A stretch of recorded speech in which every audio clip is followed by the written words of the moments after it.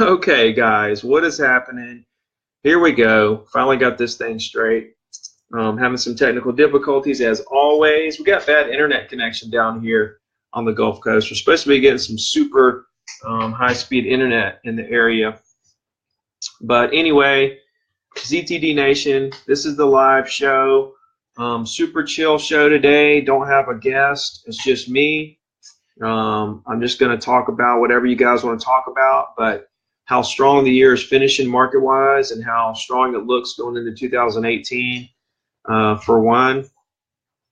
But, you know, if you guys are watching this on YouTube, on the replay, listening on SoundCloud, iTunes, wherever you're seeing this, and you want to watch live, you want to ask questions, you want to join in the conversation, just go to Facebook and join the Zero to Diamond Real Estate Agent Facebook group. That's where we go live every week. So anyway, like I was saying before I got interrupted by the internet, it's been super busy. I mean, the market has not stopped. The only time I really got a break was last week, the week before Christmas. It kind of slowed down a little bit. This week has not been slow. I've been showing property left and right, writing offers. Not a whole lot of offers going on, I guess. I have one offer. I had 2 closings. Supposed to have had 2 closings tomorrow. One of those fell through. Still got a one tomorrow. But got 13 deals lined up for January. If we get the deal lined up today, which we will, it's $400,000 offer on a 440 house. That's going to work out because the buyers really want it. It's a cash deal. They actually backed out of a deal that the stucco, there was a problem with the siding, and it was going to be a big repair. So they backed out of that deal and are actually you know, moving forward with this other house. They're also selling their condo on the beach, so a lot of stuff going on there. But if I went down the list of all the deals I got going on, all the little stories, all the little, you know, backstories, and how long I've known all these different people and so on and so forth, it would really blow your mind because all this stuff has been in the works for so long. Most of the clients I'm working with are people that I cold called 5-10 years ago, or it's a referral from someone who I cold called 5 or 10 years ago who I've done business with several times. It's a snowball. And when you concentrate on the actual client and what their needs are, instead of worrying about trying to close a deal every time you open your mouth, you'll be amazed at the long-term residual deals, residual, you know, reputation that comes from it. So anyway, 2 closings yesterday, wrote an offer today, got a big closing tomorrow. So that's what I call finishing the year strong. 13 deals lined up for January, trying to put number 14 on the board tomorrow if we get this deal worked out. That's what I call starting the year strong. So what I want you guys to think about moving forward is your full potential. Like, what is your full potential? Like, how do you reach your full potential? And it all boils down to how much business can you handle. And a lot of you guys are holding back. You're not trying to overwhelm yourself with business. You're not trying to get to the point, your breaking point of as much as you can handle because you're scared. You're scared of letting go of quality service and so on and so forth. You don't know if you can, how much you can really handle, so you're scared to really try, you know, to really go to the next level. But I'm telling you guys, here's the theme of 2018 for me to you guys is get out of your comfort zone. Too many of you guys are just sitting around not filling your cup up, not taking your business to the next level. You're just doing the same thing over and over again, and you're asking me, how do I go to the next level? What do I do? How do I do it? And the truth is, you know how to do it. You're just not doing it because you're scared to take that step. You're scared to really dive in and fully commit. So getting out of your comfort zone is going to be the biggest thing, I think, for everybody in 2018, especially newer agents that have only been in the business for a year or two, or even newer than that. that don't understand the business yet, and they're just kind of scared. They don't want to put themselves in any kind of weird situations. You need to be in weird situations. You need to put yourself in very awkward situations. That's the only way you're going to grow, is by getting in these awkward situations and then figuring it out. You know, not holding back. I mean, how do you expect to grow if you're not putting yourself in an awkward situation of growth, of a position of power, of a position of learning and expanding and stretching yourself? You're not going to grow at all. So that's really my message for 2018, is I want you guys to get out of your comfort zone, because that's what's holding a lot of you back, and it's all mindset. You're worried about this or that, and what you need to realize is that all negative emotions are a waste of time. They're holding you back. So, I mean, you know, we could sit here and talk about the ins and outs of the technicalities of, you know, real estate. You know, what to do, who to call, you know, when to call them, what to say, how to say it. We could talk about all that. But at the end of the day, all that's easy. The technical side of real estate is easy. That's why I say real estate is simple but not easy, because the technical side is simple, right? The hard part is getting past the mindset of actually doing it, right? And not being scared to do it, and not being scared to get out of your comfort zone, not being scared to like stretch, you know, what you're really made of, because the only way you're going to grow is to get out of that comfort zone. That's going to be the theme of 2018. So tell me right now, somebody comment and tell me they understand what I'm saying. They realize that they're in their comfort zone and they're just kind of sitting there. You have to overwhelm yourself with business. Like right now for me, I have more going on. I have more stuff going on than I can handle. I have more stuff happening in my business than I can handle, right? It's a mess. Everything I have is a mess right now. But that's where I like to be, because I know that if I have more than I can handle at all times, then I'm going to reach my full potential. If I'm sitting at a point where, like I'm doing pretty well, but I know I can handle more, but I don't go after more, then I'm not going to reach my full potential, because I could have handled more. So you got to figure out how much you can handle. Of course, everyone knows I refer to that as your cup. So Brandy Elliott asked me, how am I going to get out of my comfort zone? Well, Brandy, I stay out of my comfort zone. Like January 6th, next Saturday, I'm doing a keynote speech at the Gulf Coast Real Estate Expo. From there, I'm going to be traveling all over the country at these state realtor conventions for the different boards, different state boards. I'll be going around the country speaking at different boards in front of thousands of realtors. That's getting out of my comfort zone.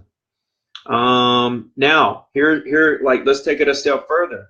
Not only am I going to be speaking in front of thousands of agents, which is already like way out of everybody's comfort zone, I'm also, while I'm traveling, going to be still maintaining this $1 million real estate business, which is a scary situation when I'm leaving home to go do speeches, you know, while I have this $1 million a year real estate business sitting at home.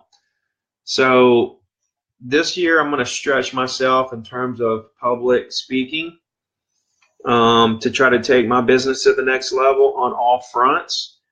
And I'm going to also try to still do $1.5 million in real estate commissions, you know, at the same time. So it's like it's repeating it. That's what Carmen said. what? Like it's like you're live, but it's like repeating. Yeah, see, this is, hey, what's up, guys? So hold on one second. Let me delete this live from earlier when I had the technical difficulties. That was the one. Okay. I just want to make sure she was nervous that it's just replaying itself, like the first 20 I don't see that one.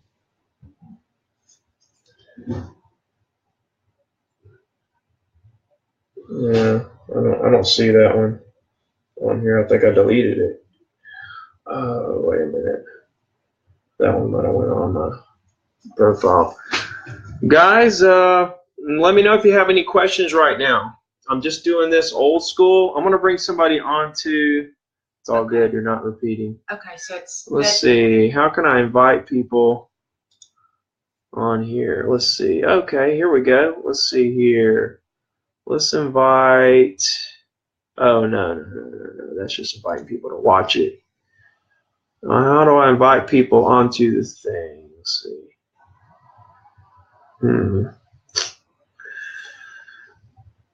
How do I invite people on here?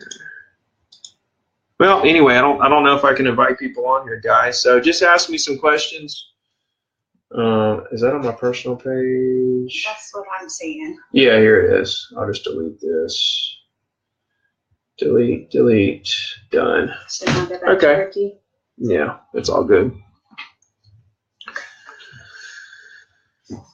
Just chilling, guys.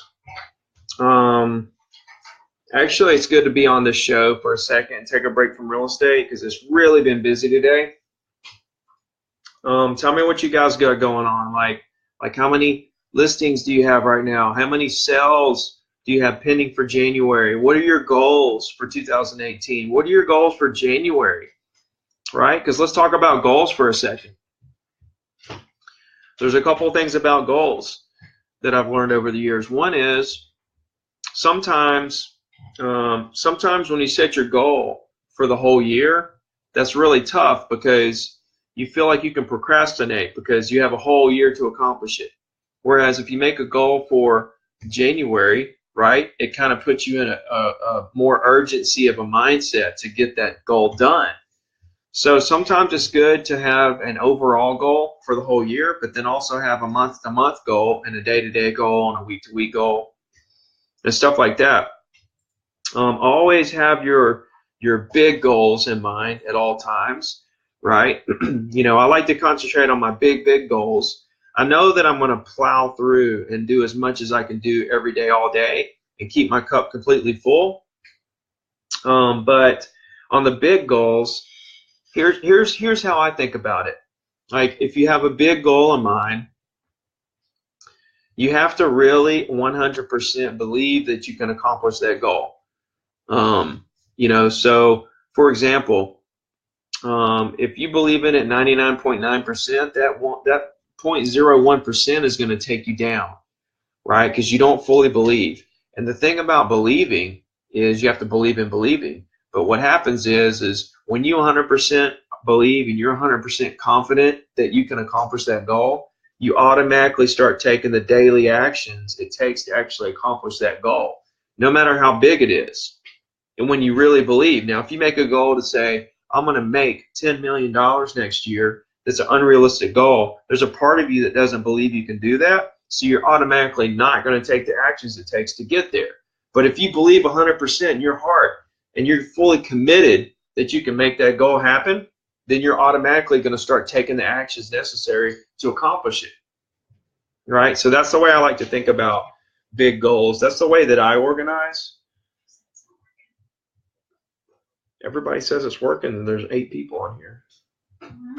So anyway, go to Zero to Diamond Facebook group. It's on the Zero to Diamond Facebook group. So when you believe and you're fully committed to it, that's when you start taking the actions necessary. So I like to think about my big goals, and then I just automatically believe that they're going to happen. Like, for example, I'm going to reduce the failure rate in the real estate industry, right? I genuinely believe that. Like, I'm really committed to it. I just know that it's going to happen. I know that I can do that. So that's why I'm doing this show. That's why I'm doing the coaching. That's why I'm writing the books. That's why I'm doing the podcast, the videos, the blogs, all the stuff that I do. The only reason I'm doing it is because I know for a fact that I'm going to reduce the failure rate in the industry. I knew that I was going to make $1 million in a year in real estate, right? It didn't happen as quick as I wanted it to, but that's where patience comes in. Sometimes things don't happen as quick as you want, and so you have to be patient. remember my four keys to long-term success. You have to believe, you have to work hard, you have to adapt, and be patient. I can talk to somebody who is not successful or not successful as they want to be for 5 or 10 minutes, and I can figure out which one of those four keys that they're lacking in. You have to have all four of them. You have to believe with all your heart. You have to work hard. You have to adapt, which means learning, being positive, understanding negative emotions are a waste of time, compounding your efforts works, phone calls work. You have to adapt and be a chameleon and figure out, like, be slick and just mold into whatever you need to be to make it happen. And you got to be patient. So a lot of people believe, right? A lot of people believe. And then out of those people, only a few of them work hard, right? Now, a lot of people believe and fewer work hard, but even fewer believe, work hard, and adapt. Adapt is a big one.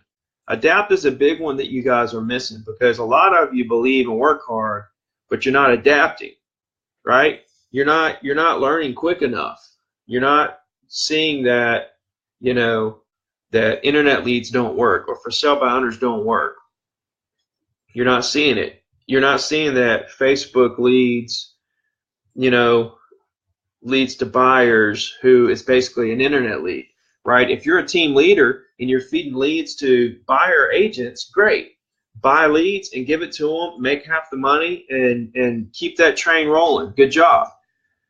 But if you're a single agent, and you're trying to really be most efficient, right, to where you can get to where you're really crushing it, then you have to realize that circle prospecting is the way to go. Now, it may not be for everybody. You may kill it with for sale by owners. That's fine if you do, and if you're comfortable there and you're making enough money and all that stuff.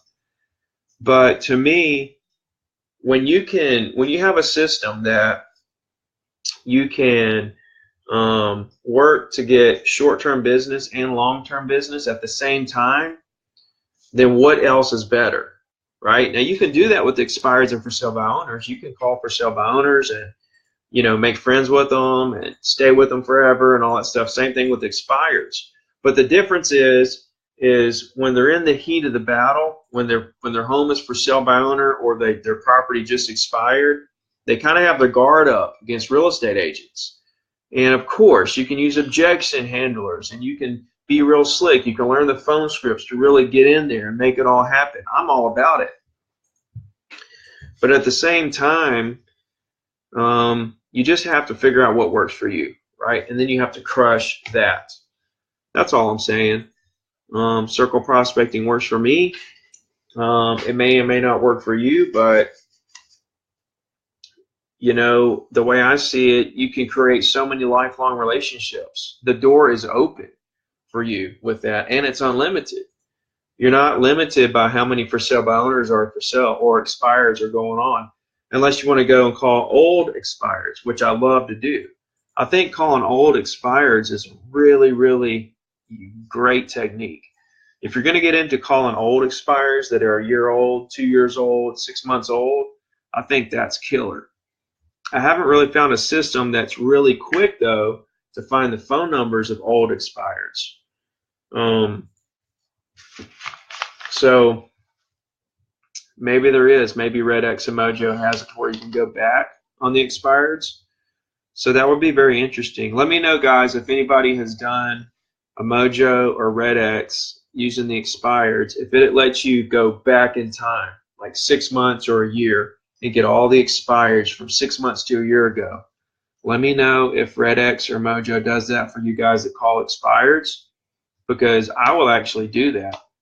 I will actually, if I can go back a year on RedX and I can go snap my finger and have all the phone numbers ready to call and just hit call, I'll do that in a heartbeat.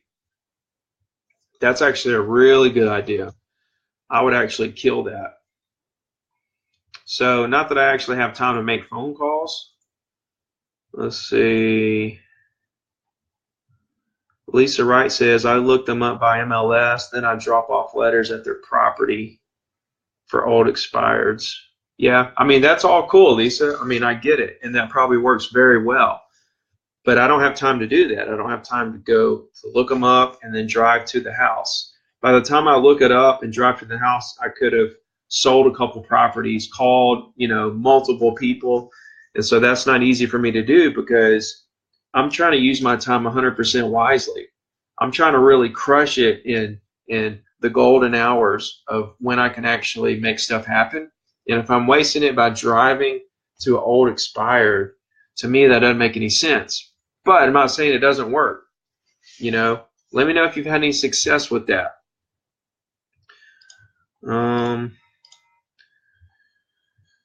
Let's see. Man, I would love to bring somebody on this show, but guess I can't. Okay, so anyway,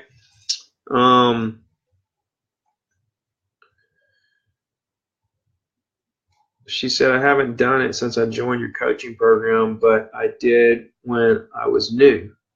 Right, but did you have any success with it? And yes, like as a new agent, you need to do everything. You need to call expireds, for sale by owners, door knock, leave flyers on people's, doors, give business cards everywhere, talk to all your friends and family, do everything you can do to actually just do a deal. You just want to do a deal. That's all, man. You just want to do a deal to get your foot in the market. Anything you can do to just get some momentum going.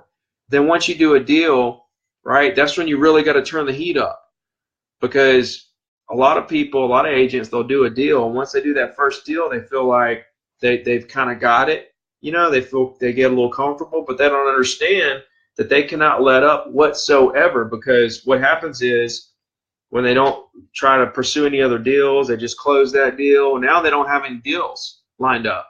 Now they have nothing, right, in the pipeline. So now they have to go back to trying to figure out how to do a deal. You have to keep the momentum going. Okay, let me hear some comments about like what you guys think. How do you overwhelm yourself with business? Like, how do you just overwhelm yourself with business? Leave some comments down below. I want to hear how you guys think that you can get business right now and just take it to another level, right? That's the first thing I want to know from you guys. While you guys are answering that, I do want to say that I hope all you had a really good Christmas. I hope y'all are going to be safe for New Year's. I don't drink or go out or nothing, so you guys don't have to worry about me doing anything crazy. But for you guys that do go out and drink and get crazy on New Year's, be very safe. Be responsible. Get a DD, get a cab, a limo, something like that. Let's see. Ethan Allen the third. What's up, Ethan Allen? He says, do I feel like all business is good business? Yeah, to a certain extent. I think all business is good business. It depends on where you are, like in your career, and it depends on, exactly what you mean by that question. But yeah, all business is good business, man. I mean, it's like this. Some of my best clients started out by buying a property for $50,000. And since then, they sold the property, bought one for $300, sold it, bought one for $800, referred 3 people to me that bought stuff for $200 and $300. See what I'm saying? I mean, the smallest deals turn into the largest deals because relationships and like understanding the long-term game of real estate and security, right? When you play the long game in real estate, the relationship game, you have security where it doesn't matter if the market crashes, goes sideways, up, down, blows up. It doesn't matter what the market does. When you have long-term mindset and you're thinking relationships and you have these relationships in place, these people know you like family, they love you, they trust you, they feel comfortable with you, they depend on you for certain things, then you're golden. You're going to make it through anything, right? And it's not just because you have the relationships in place. Let me get that straight for you real quick. It's not just because you have the relationships in place that's going to carry you through a market crash, but it's the fact that your mindset, it's your personality. When you're in that mindset, you have a personality where you're not going after the deal so hard. You actually care about the person long term.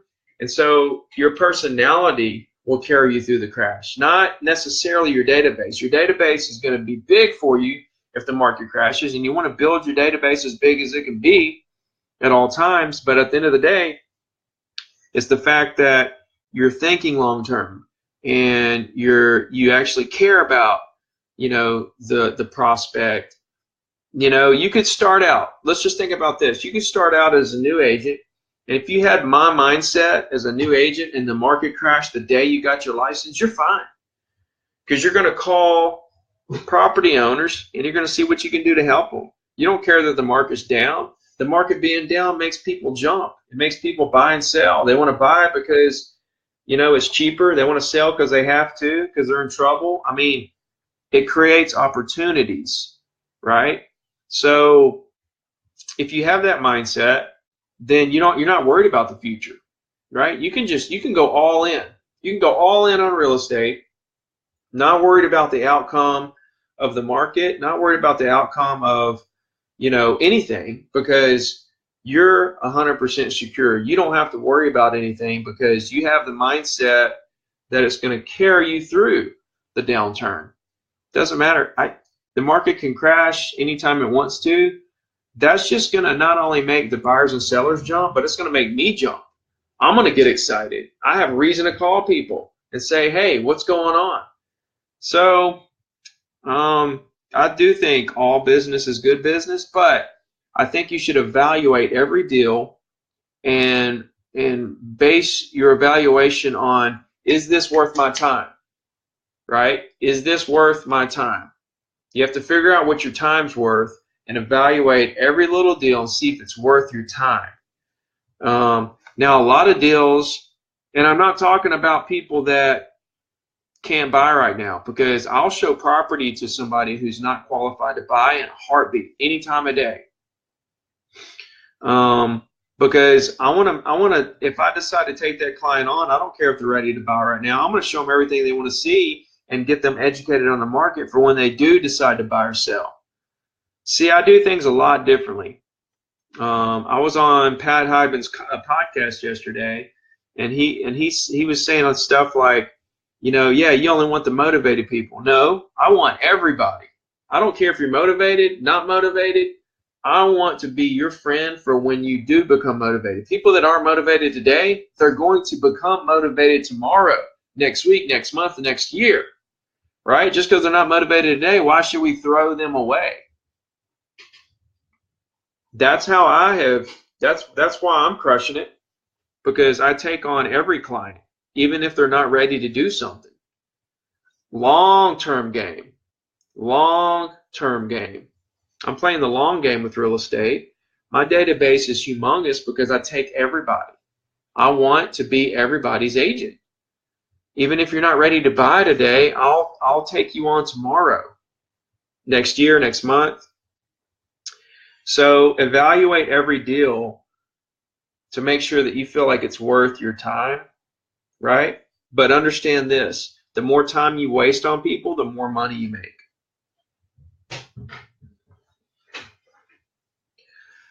Lisa Wright says, today I made a list of possible listings and possible buyers. Got on the phone and made a listing appointment for tomorrow and a buyer's appointment for tomorrow, and had someone else I got started with my lender working on qualifying. Just hustling for things right now. Tomorrow I'm mailing CMA packets to people who have emailed them to from Circle Prospecting, just sending as a follow-up after the holidays. Nice. Nice, nice, nice. See, this is what I'm talking about, guys. People that are actually hustling right now when everyone else is laying down, you're closing the gap on your competition. What's up, Tony? You're absolutely closing the gap between you and people who are more successful than you. You're not going to catch me. You might catch me, I don't know, 30 years from now when I start slowing down, but you're not going to catch me anytime soon, because I'm closing the gap and I'm widening the gap on everybody behind me. I'm going to continue to crush year in and year out through the holidays, you know, spring, summer, fall, doesn't matter. You know what I love, guys? You know what drives me is accomplishing a goal, working hard. I love working hard. That's like, I love working hard. But then, you know, the reward you get from working hard is accomplishing this big goal that you have for yourself. When you set a goal and you work hard to accomplish that goal, it is a euphoric feeling. And people that don't work hard and try to figure out ways to not work, they don't get that feeling. And I feel sorry for them, because it's a high. It is an absolute high.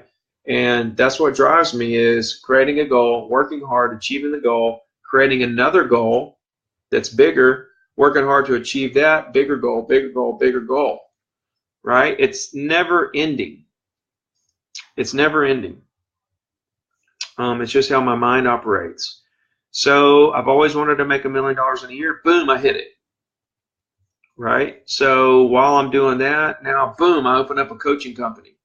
And now I'm doing my own show, podcast, videos, blah, blah, blah, writing books.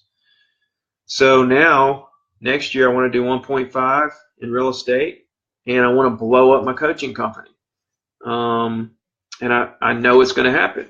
So I'm just excited about the work that's fixing to go into everything that I'm doing, and how Tony says, start flipping. I'm already flipping. I own 4 condos. 2 of them are flips. I'm selling them in the next month or 2. I own 2 houses in Foley that I'm flipping. 1 is under contract. The other is almost fixed up, ready to go on the market. And I'm looking for more. So I probably made an extra,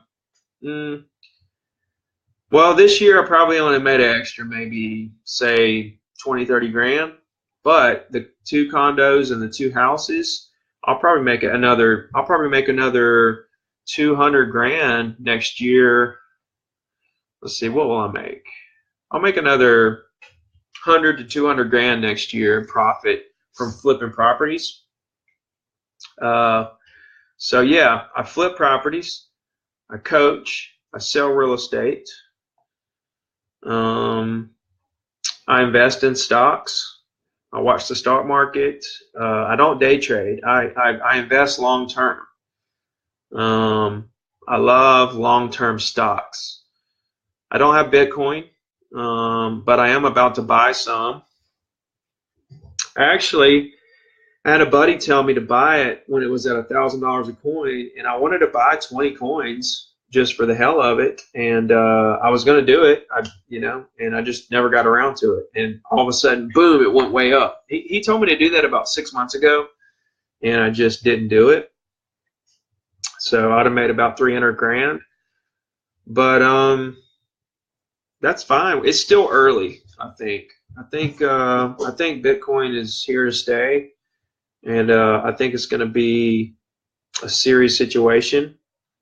But you have to be prepared to lose money if you invest in it.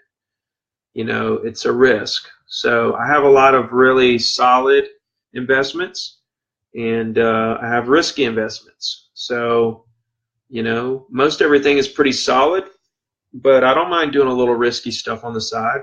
It's fun. You just have to put money in that you don't care to lose.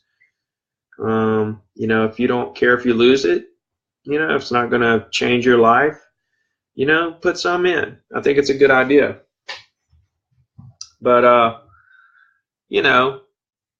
but I'm glad you brought that up, Tony, because I do flip a lot of properties, and I enjoy doing that. I turn down a lot of properties. I buy them at the courthouse steps, and I turn down a bunch of them. So, and a lot of them will get outbid on. Sometimes we have a price in mind that we'll pay, and we get outbid. Tony says, what do I think about property management? Property management to me is something I will not touch with a 10-foot pole. And here's why. To really be effective with property management, you need like an entire team of, you know, or whatever. I mean, I have my assistant, I have my videographer. I can do my property flipping and my stocks and my real estate. I can do all that on my own. If I start doing management, I got to hire some people and have some employees, right, to help me with that. So here's the thing about property management, right? This is what I want you guys to understand about what I think about property management. And that's this. In sales, when you're doing sales, you deal with a buyer or a seller, right?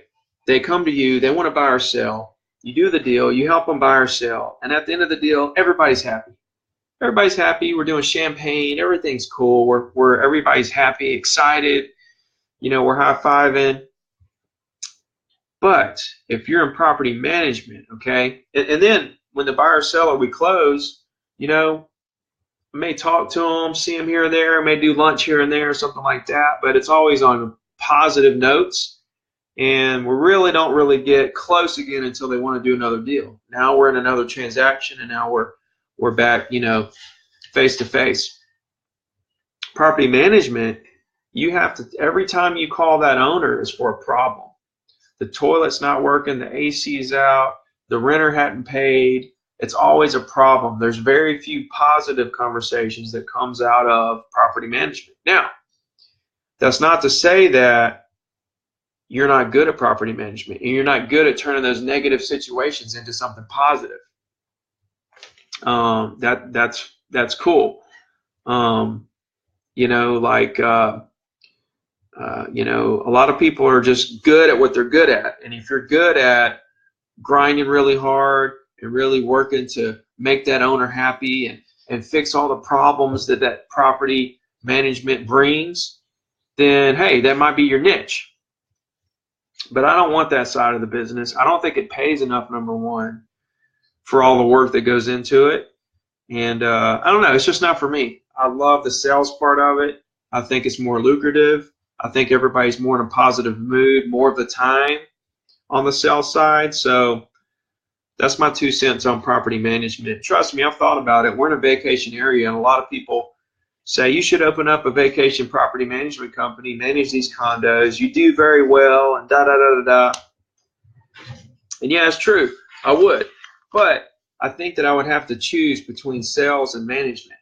And that's something I'm not willing to do, my man. I'm not willing to give up sales. I'm not even willing to give up sales to build a real estate team. That's how passionate I am about real estate sales. I'm not even willing to give it up to build a team. All right, I got Richard on the horn here. He says, you want to be the one people contact when they do get motivated. Yes, you do. So keeping in touch at least once a month is the best way to do that, whether it's a phone call, text, Facebook message, handwritten note, email, all the above. I used to send tens of thousands of mailers to no avail, but that's because I didn't send it more than twice to the same address. The rule of sales is that 80% close between 5 to 12 contacts. Exactly, man. Listen, everybody knows, and if you don't know the story of me sending postcards for 3 years to the same building, I did a $3 million deal off of, it was a 3 condo transaction. One I got both sides of. It all came from a postcard I sent for 3 years to the same building. 3 years. And I never called this lady because I couldn't find her phone number, but I kept sending postcards. And I sent the postcards for 3 years. She called me. She said, hey, I get your postcards. That's why I'm calling you. I want to do this deal. It ended up being a really tough deal. It took 6 to 8 months. It was very complicated. It was a real serious deal that, you know, a lot of work went into it. But I got it done. And at the end of the day, it happened from the postcard. So a lot of agents come to me and say, yeah, I used to do postcards, but I quit after a year because I didn't get anything out of it. Well, if I would have quit after a year, I wouldn't have did the $3 million deal. It was 3 years of the postcard every month that got me that deal. That was worth every penny of the dollars I spent on that postcard for 3 years. So you're absolutely right, Richard. It takes several contacts. You can't start something and then stop. 2 postcards do not, 1 postcard, 2 postcards does not make anyone call you. The postcards is a brander. You're branding yourself. It's not really meant to make people jump up and call you and start doing business with you.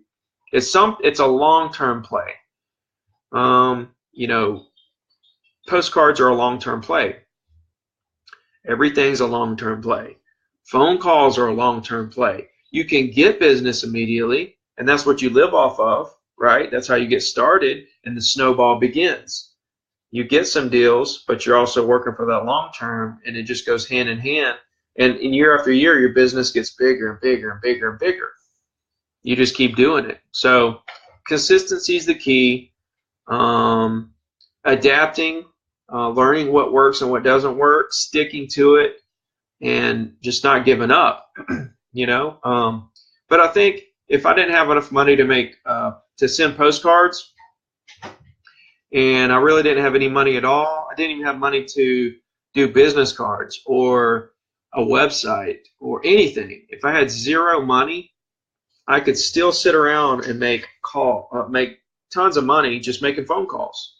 Like, phone calls are it. Like, it's it. You can throw away everything else and just do calls, and you're going to kill it. Think about it like this, guys. With postcards and phone calls and all that stuff, it's like eating a pizza. You eat a pizza today, you don't look too different tomorrow. You eat a pizza every day for a year, you look completely different. You make 100 phone calls today, your business doesn't look much different tomorrow. But if you make 100 phone calls for a year, you are one of the top agents in your office, in your area, in your region. That's all there is to it. You can sit around and do Facebook ads and buy leads, you know, postcards. I mean, you can do everything else except make phone calls, and you're not going to be successful. You're just not. But if all you did was make phone calls, you're going to be super successful. And if you make phone calls and then add all the other stuff in with it, the emails, Facebook, postcards, all the other stuff, you're going to be a super agent. You're like going to be Ricky Carruth status. Like, you're going to be on top. So anyway, give me some questions, guys. I'm just chilling. I don't have a guest this week. This is the last show of the year. This year has ended so strong. 2 closings yesterday, 1 closing tomorrow. Wrote an offer today. 13 closings set up for January. Working on 1 more. I don't have anything for February. Nothing for February right now, which is very exciting. I love it when I don't have anything under contract, man. It just gives me it fires me up. It makes me so excited because, you know, when I don't have anything under contract for something, then I just like get hungry. I just want something. I want to put something under contract, you know. I just get real excited. But you have to have faith in the business. You have to have faith in yourself. You have to have faith in the market. And when you're playing that long-term game and you're working towards long-term relationships, you have faith. You automatically have faith in the market. You have faith in yourself. You have faith in, you know, being able to make consistent sales through anything. So, like I said from the beginning, guys, that weren't tuned in earlier, the message for 2018 from me to you guys is to get out of your comfort zone, because too many of you aren't pushing yourself to overwhelm yourself with business. You're sitting back. I don't know what you're doing. I really don't know what people that aren't pushing for more business do, because I've never been there, because I've always been pushing for more business. So I don't know exactly what it is that you do. But if you're not pushing to overwhelm yourself with business, to get out of your comfort zone, I know you're scared to overwhelm yourself, but you got to do it, or you're just going to stay where you're at. Do you guys want to stay right where you're at, or do you want to grow every year? So this year I'm going to do a lot of public speaking. So that's how I'm getting out of my comfort zone. I'm going to do 1.5 million in real estate commissions this year. I'm pushing hard for that. And I'm going to blow up the coaching scene. I'm just going to blow it up. I've learned so much this year. I've made so many successes, so many failures. And I know all you guys love my message. And I know I've helped a lot of you guys get the right mindset. I know that I go against the grain on a lot of this mainstream training that's out there. But I think it's stuff that needs to be said. Richard has a question. He says, an Inman article says that Redfin has become the third largest brokerage by volume. Do you think our business will change in the near-term future? Not really, Richard. Here's what I think about Redfin and all the other tech real estate companies out there. Here's one thing. They'll never replace that human connection. And Redfin's system is that you have to call other people.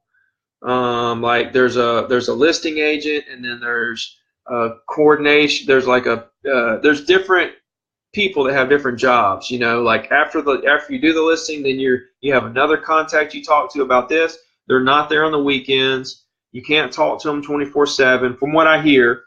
And maybe they could be adjusting to all these problems and getting better and better, and that would be fine. So when I got in real estate in 2002, the commission was 5 to 6%. Fast forward 16 years later, it's still 5 to 6%. Technology has not even disrupted the amount of commission that we get. I think if you look at national averages, we are down maybe 0.2% on average or something over the last couple of years, which is very little, but heading in the wrong direction. I do think that there could be a situation where we have a lesser commission. This is just me speaking out loud, just my opinion, but I do think, see, Redfin, they actually charge the owner 4%. They charge 1% for the listing side, and they give the buyer broker 3%. So the buyer broker is still getting 3%, right? So not really a big deal there. But that 1%, that could steal some listings from us. And all that really boils down to is the fact that, hey, Redfin has lesser service than I can offer you. Don't you care about me? I'm going to do this, this, and this for you. I'm going to be there for you. I'm going to go over the top, things that Redfin won't do. And you may have to charge a lesser commission. You may have to match Redfin. You may have to say 4%. I really think we're going to get to a day where 4 and 5% is going to be our normal instead of 5 to 6. I could be wrong. But I think technology is going to disrupt how much commission we get. I still think it's going to be very lucrative, and I still think that they're not going to eliminate us whatsoever. So I don't think it's anything to worry about at all, especially in the near term. And if something does happen, you just make adjustments. But the bottom line is people want to talk to people about real estate. The market changes too fast for technology. There's a sale going on that's pending. Well, hey, the one that's pending, the computer doesn't know how much it's under contract for. All it knows is it's pending, right? There's all kinds of inside information that human beings know that technology will never know because it's private information. Also, it's just how localized the markets are. Look at Zestimates. They can't get it right. It's just, the human connection to allow other people to consult you through the market and advise you by an expert in the field, I think just can't be replaced. We may have to lower our commission some to compensate for some of the Redfins and other technology-based companies out there at some point, but it's still going to be a super lucrative business, nothing to worry about. We're just going to adjust and keep trucking and keep making millions.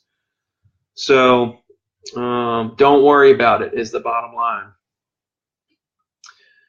Let me hear some more questions, man. That was a good question. I like the ones Richard's bringing today. Richard's actually the only one asking me some questions. But I got all kinds of knowledge here if you guys want to hear it. Anything you want to know. I'm going over my hour a little bit because I started late and then I had some technical difficulties.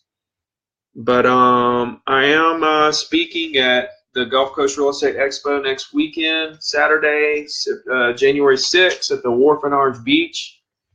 So if you're going to be in the area, I'm looking forward to that. It's going to be a room full of mortgage guys, title guys, inspectors, insurance guys, you know, real estate agents, walks of all life. So, you know, I'm going to kind of tell my story. I'm going to give short and long-term business ideas, mindset, and tell everyone exactly why they need to crush it in 2018.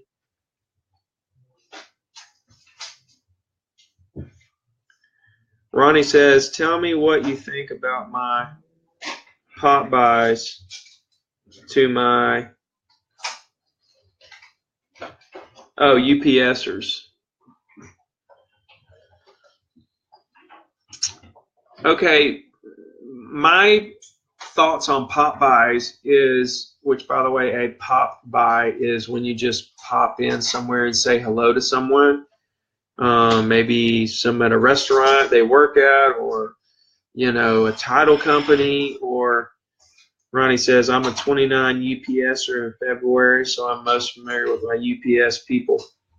Get a list of all of their phone numbers, put it in Mojo, triple dial them, and hit go and call them all. And say, hey, I'm Ronnie Hale with Whoever Real Estate.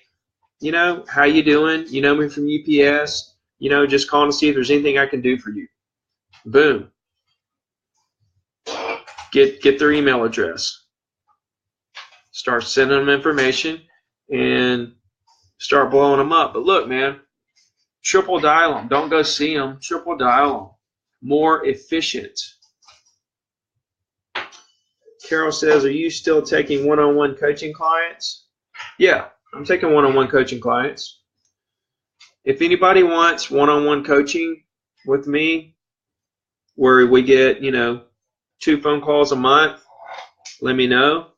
If you're not in the coaching program at all, and you would like to be part of the Zero to Diamond coaching network, get with me about that. I'm running a special right now. It's a lifetime membership, one-time fee for life. And we can go, you know, one-on-one. We do group sessions. There's videos of me making calls. There's everything, the whole 9 yards. No, Carol, I'm still taking one-on-one coaching agents if anyone's interested. Richard says, for your social media strategy, do you friend request all your clients? If so, how is that working for you? No, I don't friend request all my clients. I just don't have time to deal with it. I actually have about maybe 200 friend requests right now that are just piling up that I haven't had time to even check and see who they are and if I even want to be their friends. So I don't have time to do that. I'll tell you what my strategy is with Facebook is just to build my brand, and then every once in a while I'll ask for business. I take my clients and I create a custom audience in Facebook and I run ads to them and I boost posts to them. So go to my Ricky Carruth Remix of Orange Beach Facebook page and just scroll down and look at all the engagement on some of the posts. You know, I think I have one running right now about New Year's that has like 200 likes, 100 comments, 60 shares. And I spent about $100 on it. You're gone tomorrow, right? No, I'll be here half day.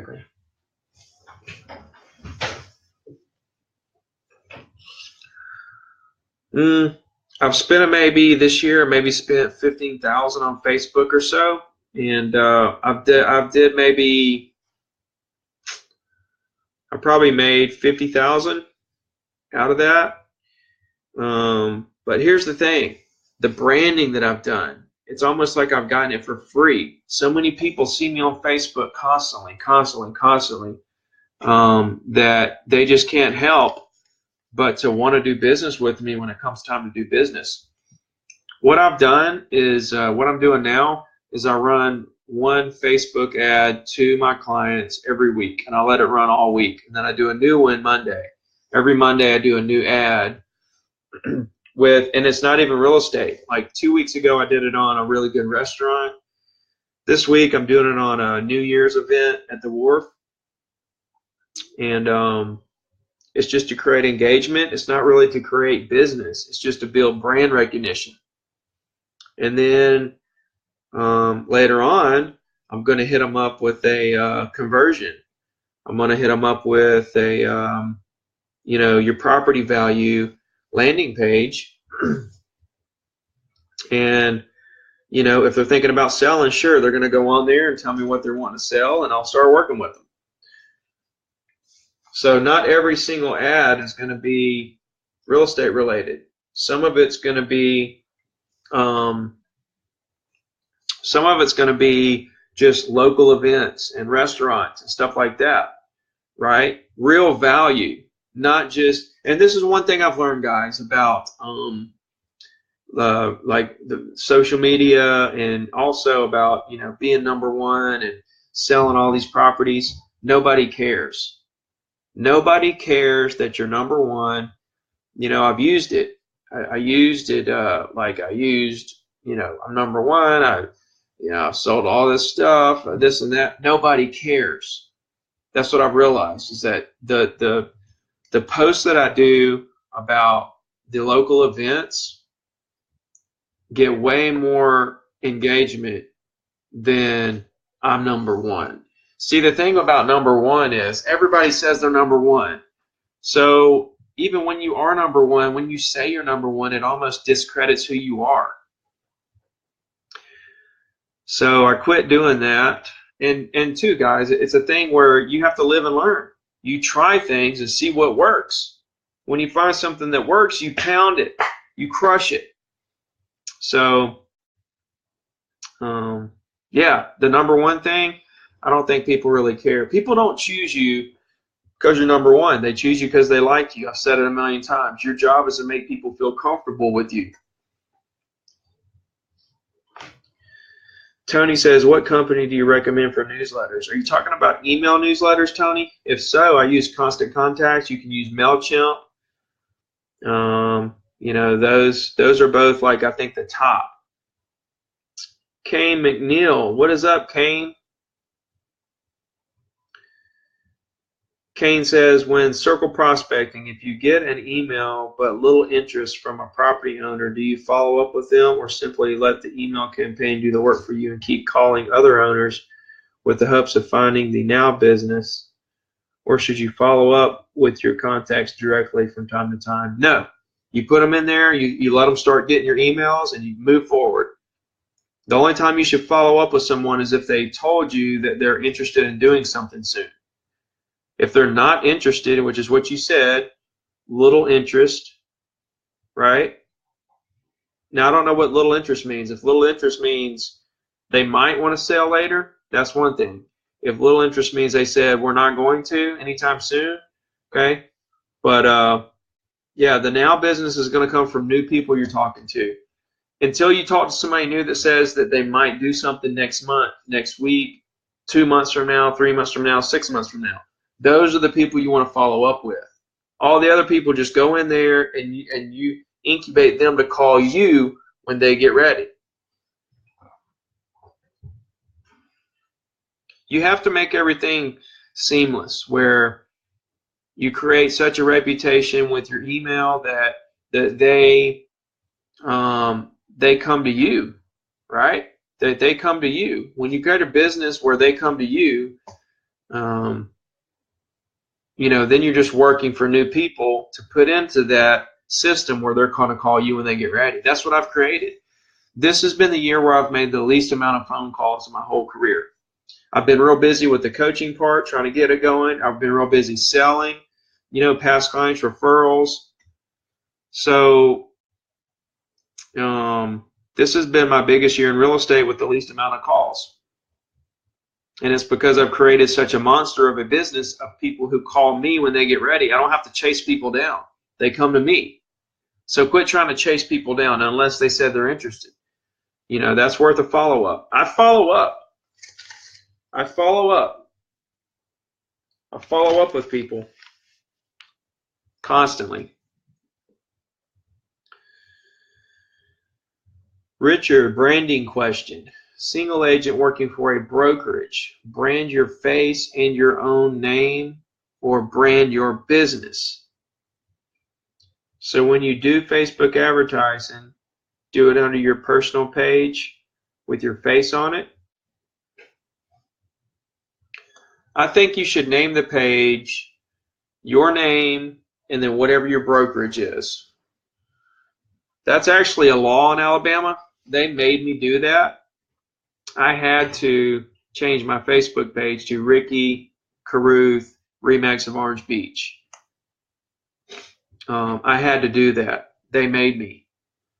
So, and then I have my face on there. So I think you need your face on there and your brokerage. If you're going to change brokerages, then just change the brokerage over. Brand your face and your own name or brand your business. I think both. I think brand your face, your name, and your business. I think all of them. And then if you change companies, just change the business name on there and keep trucking. But everyone needs to start with a company they feel like they can get help with. When they learn everything they can learn there, go to another company. Learn everything you can learn there, go to another company. Learn everything you can learn there. And then when you feel like you got it to where you can make consistent sales, now you need to sit back and say, okay, who's the best company out there, period, that I can go long-term with? That's what I did with Remax. Remax is the 7th company I've been with. Of course, we had the market crash and everybody kind of swirled around, but I knew that Remax is where I was want to be long-term. So it took me a while to get here because it took me a while to figure out how to make consistent sales. But once I did, I'm here for life. I'm not going anywhere. Remax is my brand. So you definitely want to end up where you feel like you're going to be for life. And that way you can start branding yourself with that company forever. So that's big, right? But in the beginning stages of your career, it's okay to move around a couple of different places to try to figure it out and try to learn more stuff. You definitely don't want to plateau out with what you're learning. If you're with somebody, you feel like you plateaued out, you've learned everything they have to offer, it's time to go. Go somewhere who is offering more training, who is offering someone that's willing to help you, somebody that's offering something for you to learn more about the business. So in the beginning, it's all about learning. So I know I kind of went off track on your question, Richard, but brand your face, your name, and your business, and then brand all three. And when I do my Facebook advertising, it's through my business page, Ricky Carruth, Remax of Orange Beach. That has my face as the main profile pic.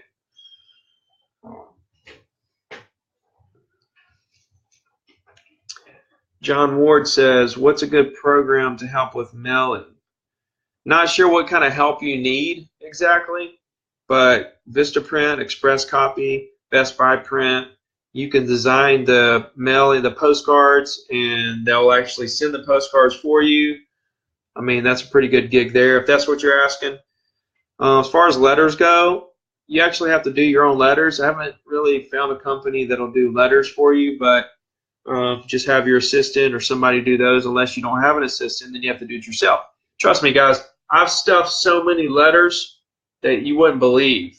Okay, so I've stuffed so many letters in my career before I had an assistant that you guys wouldn't believe. So you just have to do what you have to do. Tony says, have you ever used Vulcan 7 and do Vulcan and RedX have the same numbers? I think RedX is Vulcan, right? If I'm not wrong, I think it's the same company. Well, it seems like whenever I log into RedX, sometimes it says Vulcan. I don't know. Not sure about it. But if based on that, I would say that it's probably the same numbers.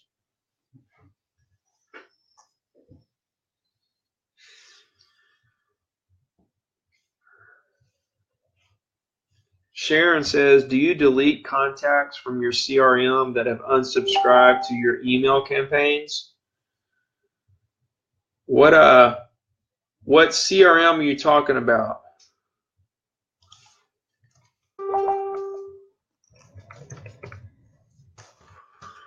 What CRM are you talking about? Like, I'm guessing what you're saying is you have your contacts in an email CRM to send emails, and then you have a separate CRM that you actually have their contact in. So I wouldn't worry about this. Listen, guys, I'm going to say this real nicely, and I love you, Sharon, but quit doing stuff that doesn't matter. Who cares that somebody unsubscribed from your email? Now we have to find them in our CRM and unsubscribe them there. That's a waste of time. You need to spend your time thinking about where your next deal's coming from and how many phone calls you're going to make today of new people you never talked to before. Like, the amount of time that you spend trying to organize your CRMs and see who's in there and who's not in there and all that stuff is a waste of time. You know, I don't even look at who unsubscribes from my emails. I don't care who unsubscribes for them. If they unsubscribe for them, why should I care about them any further? If they're in my CRM to call them, yeah, I'll call them. I mean, I'll call them again and act like nothing happened because I don't even know that it happened. I don't even know that they unsubscribed, right? And now I'm calling them to see how they're doing, thinking that they're getting my emails, but they're not. I don't care. I'm just going to call them and talk to them. And then if I might say, hey, are you still getting my emails? No, I unsubscribed. Well, why did you unsubscribe? Go with the flow and keep moving forward. All this is this person in my CRM. Should I delete them from this or that? That's going backwards. You're working on stuff that's already done. Once it's done, it's done. Quit trying to do more to that situation. There's nothing else you can do to it. You shouldn't be calling them again. You should be calling new people all the time unless they said they were interested in doing a deal sometime in the future. If they said they want to do a deal sometime soon, then yes, let's call them again.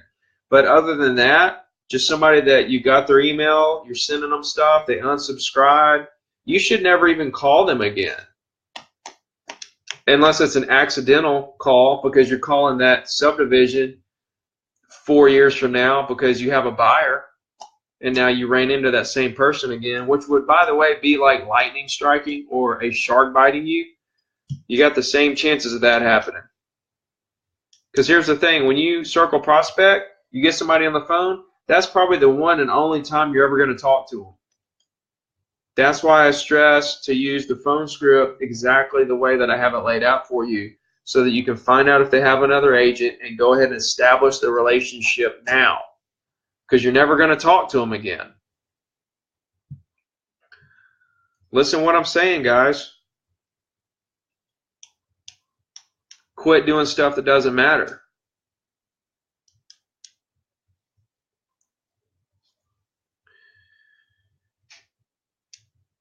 Give me some more questions, please. It's 5:21, but I'm still going. I'm going to go for another till 5:30. Richard says, I love using Zapier. What do you use for automation? If you use any automation tools or drip campaigns. I do zero automation.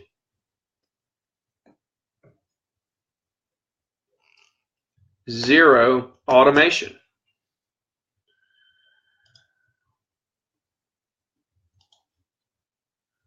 The thing about automation to me is that I know that you can customize the automated emails to where it looks like it's real, and that's great. But there has to be a part of it that seems robotic to the customer. It's like the customer is probably thinking, how could they be emailing me that many times? Now, I know a lot of people fall for it. A lot of people believe it. And I'm not against it. And Richard, I want you to use the automated email thing, but I don't do it. And so the only point I'm trying to make is that you can make it without automation, is what I'm saying. It's not like a do or die.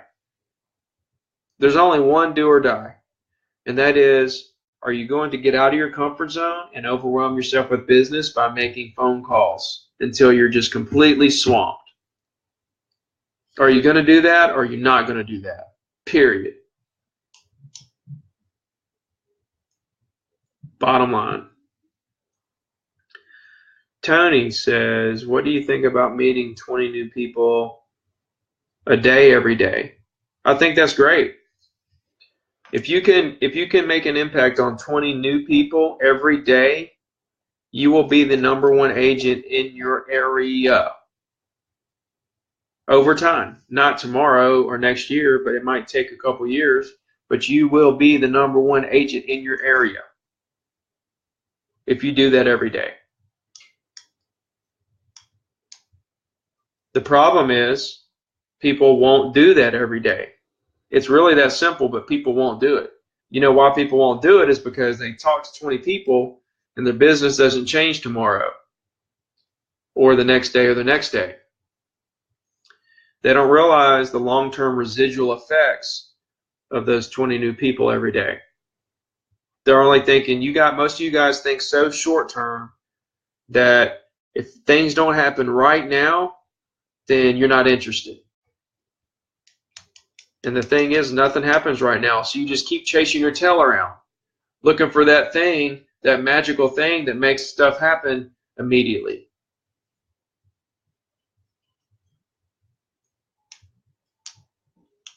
Jamie says, what are some of the ideas and advice that have stood out to you from the guests you've had on the show this year? Anything new you've implemented? Yes. I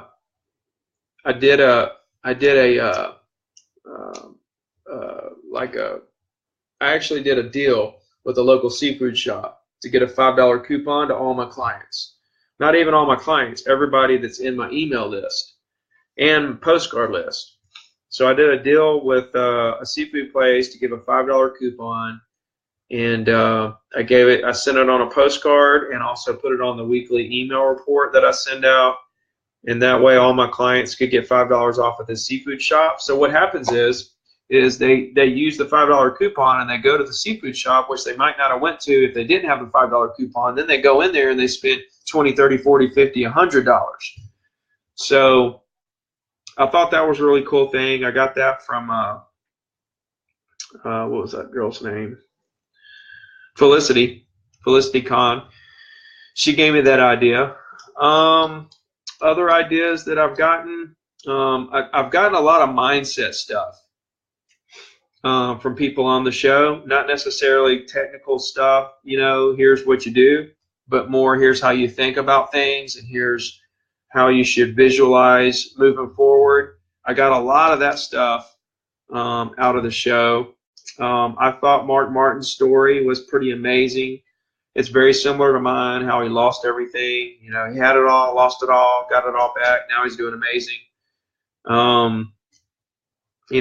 Chatty, he was an amazing guest. I've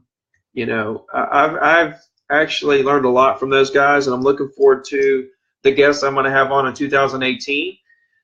It's going to be a big year. I am a one-man band, so it's really hard to schedule guests for every week and really put it all together. But that's how I roll. I just make it happen. I wasn't worried about not having a guest this week. I just come on myself and we can just do it old school style. It's not a big deal to me. I'm going to make it happen and I'm going to bring value, whether I have a guest or not. Same thing with my clients. I may have to wing it here and there, but at the end of the day, I'm going to wing it in a way that brings massive value. So let's see. Richard says 20 new peeps a day. Is that even possible? How would you do that? Phone calls? I can understand, but face-to-face, perhaps a coffee shop. What strategy would you use to meet 20 people a day? Richard, what he's talking about is maybe phone calls. Okay, that's how you do it. If you can talk to 20 new people a day and make an impact on them in a way that they know you, like you, trust you, moving forward, they know that you're there for them no matter what. You're not worried about the deal. You're more concerned about their well-being. You want everything the best for them. You know, they're thinking about selling in 2 years because they're going to retire. They're thinking about buying in 2 years because their son's going to graduate college and needs a house.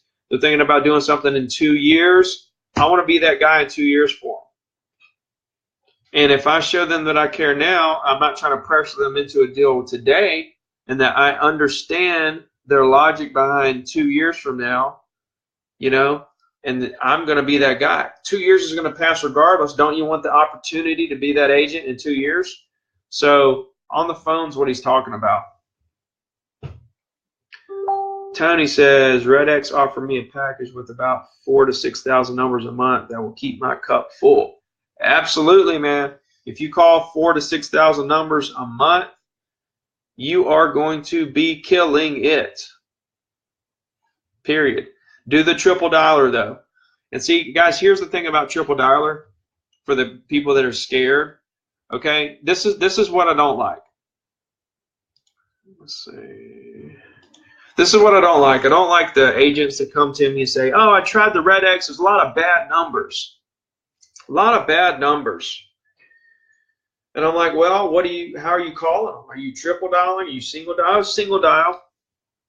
Okay, well, look, here's the thing, guys. You're getting the numbers online. A lot of them are going to be bad. Okay, so, you know, like, here's the difference. Like, when I used to look them up on white pages, RedX finds way better quality. They're still not great. There's still a lot of bad numbers, but it's better. And some of the numbers are cell phone numbers. So here's the thing. Triple dialing, it cuts right through all the bad numbers and people that don't answer and goes straight to a person that'll answer. Like out of the three that it's dialing, 2 are bad numbers and 1 answers. Or 1 doesn't answer, 1's a bad number, and 1 answers. Or 3 don't answer, and it cuts through them and goes straight to the next 3. And maybe 1 person answers there. Triple dialer cuts through all the bad numbers and all the people that don't answer their phone and gets you straight to a person that's ready to talk. That's the triple dialer. It gets you in front of people quicker and cuts through all those bad numbers. So don't think of triple dialer as you call them 3 people, they're all 3 going to answer. It's not the case. 2 of the numbers are going to be bad or don't answer. Or maybe all 3. And it cuts right through them and gets to the next 3. Say it cuts through those. Now you got 6 numbers that were all bad. It just cut right through them really quick. And it's on to the next 3 and 1 of those answers. So you got 1 out of 9 that answer, but you got to it really, really quick. You got to that person. Whereas a single dialer, you got to wait for that one to be bad, then this one to be bad, then this one not to answer, then this one, then this one, then this one. So understand the philosophy and the technical details of the triple dialer. Nothing to be scared of. Richard says, okay, got it. 20 new contacts a day on the phone is a breeze. For sure, man. Let me know if you guys have any more questions. We're an hour and 18 minutes into this thing. I wanted to give you guys a little extra time. It's the last show of the year. 2017 was the first year I've ever done a Facebook Live, period. First year I've ever wrote a book.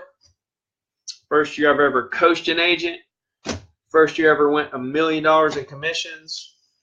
A lot of firsts for this year. So I just want to say I love you guys.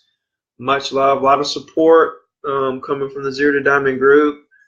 I'm going to be speaking in a town near you guys at some point, so come out and see me. And absolutely reach out if you guys need anything at all. If you guys are looking for a coach going into 2018, I would love the opportunity to work with you. And I'm going to give maybe 10 more seconds to see if somebody's going to type in another question real quick, and then I'm going to get on out of here. Jamie says, Happy New Year, Ricky. So glad I met you. My first year in real estate. It was so nice to meet you in Kansas City, Jamie. We'll meet again soon. Sharon says, thanks. Tony says, I'm working to get you to Baton Rouge to speak. Ronnie says, thank you. So thank you, guys. I'm really glad you guys have shared this journey because we're all going to look back 2 to 3 years from now, even next year. We're going to look back at where Zero to Diamond was, where I was, where you guys are. We're all going to look back and say, holy crap. Look at where we all were a year ago and look at where we are now. You guys are going to start seeing the residual effects from listening to what I'm saying and trying to understand and trying to take action behind what I'm telling you to do and how I'm asking you to think. You're going to start to see the residual effects of it in a very positive way. This stuff takes time, and you just have to be willing to put the time in and understand it's a long game, but there's so much short-term benefits in it. It's dual purpose. So with that, I'm going to talk to you guys later. Happy New Year. I'll see you guys on the show next year. You know, it's going to be next year, so looking forward to what 2018 has to bring. And I'm going to leave you guys with this. I want you to work so hard for 2030 that you can't help but to crush 2018. Peace.